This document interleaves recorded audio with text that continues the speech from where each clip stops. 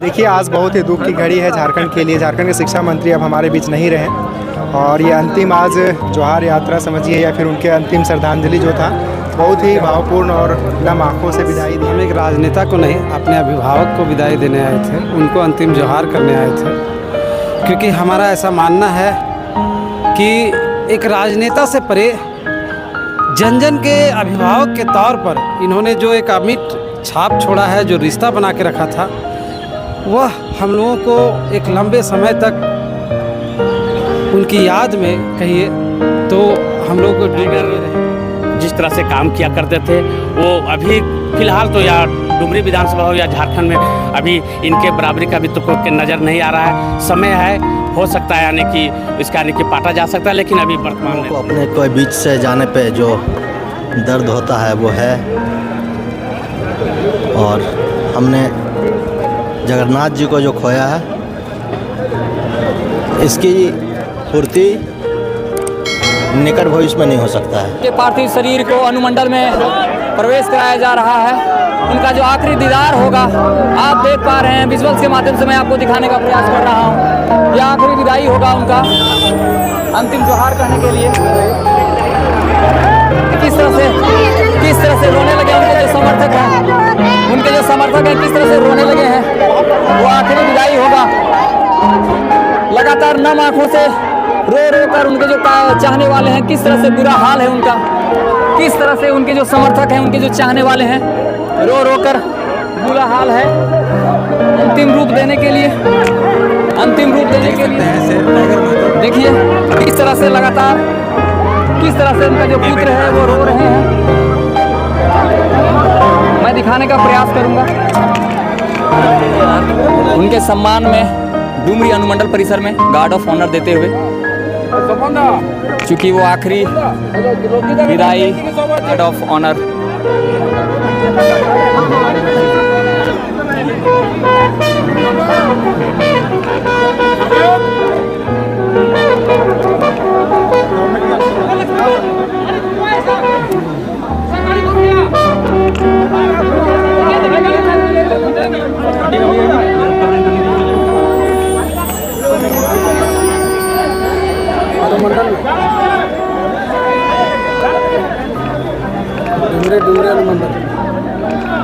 विदाई सम्मान में आप उपस्थित हुए सर, क्या कहेंगे? देखिए, आज बहुत ही दुख की घड़ी है झारखंड के लिए। झारखंड के शिक्षा मंत्री अब हमारे बीच नहीं रहे और ये अंतिम आज जोहार यात्रा समझिए या फिर उनके अंतिम श्रद्धांजलि जो था, बहुत ही भावपूर्ण और नम आँखों से विदाई दिया गया।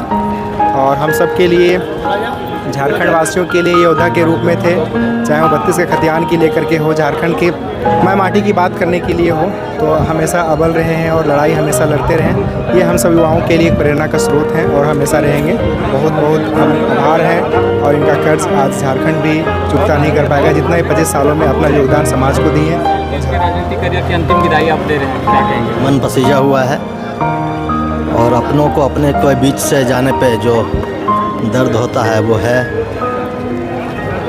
और हमने जगन्नाथ जी को जो खोया है,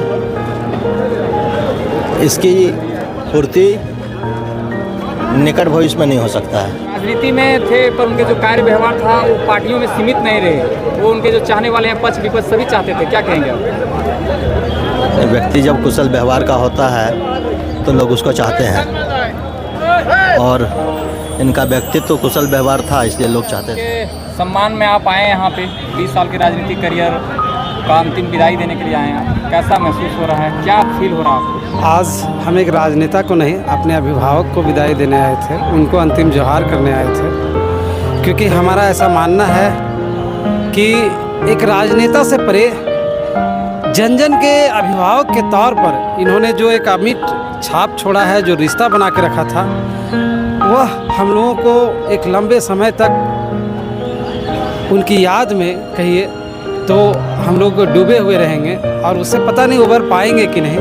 और जिस तरह से खास करके हम लोगों के शिक्षा के क्षेत्र में उन्होंने काम किया था, हम लोगों को प्रेरित किया था, कभी भी उन्होंने सरकारी और निजी को गैर बराबरी का ये नहीं समझा था, हमेशा दोनों को बराबर मान के चलते थे और दोनों को एक जैसा मान सम्मान देते थे। हमको याद है कि अभी होली के एक दिन पूर्व ही, होलिका दहन के दिन, उन्होंने हम लोगों को अपने आवास बुलाया था और जो निजी विद्यालयों की समस्याएं हैं उस पर गहनतापूर्वक हम लोगों से समाधान के लिए सुझाव मांगा था और लंबे समय से ऐसा करते रहे थे। सड़क से लेकर सदन तक, चाहे झारखंडियत की बात हो, 1932 की बात हो या शिक्षा को सुधारने की बात हो, समय समय पर उनके साथ जिस प्रकार से आत्मीयता के साथ वे चर्चा करते थे हम लोगों के साथ बैठ करके, निश्चित तौर पर लंबे समय तक सर शिक्षा जगत में वो जो काम करके गए हैं, अभी कोई ऐसा नहीं था कि जो शिक्षा के क्षेत्र में काम किया।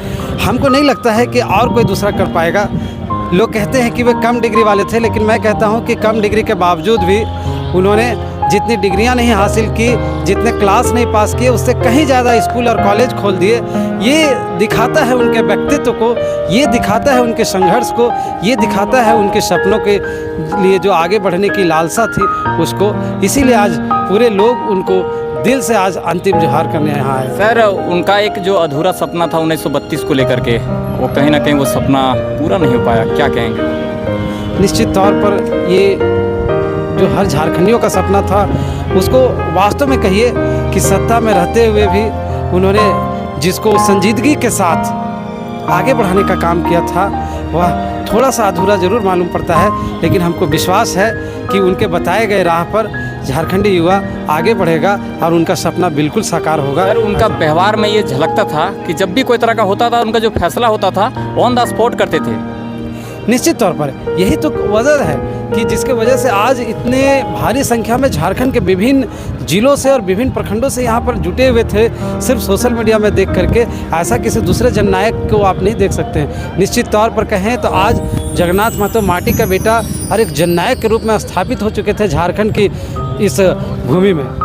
शेर शिवा के बाद टाइगर जगन्नाथ महतो जी थे।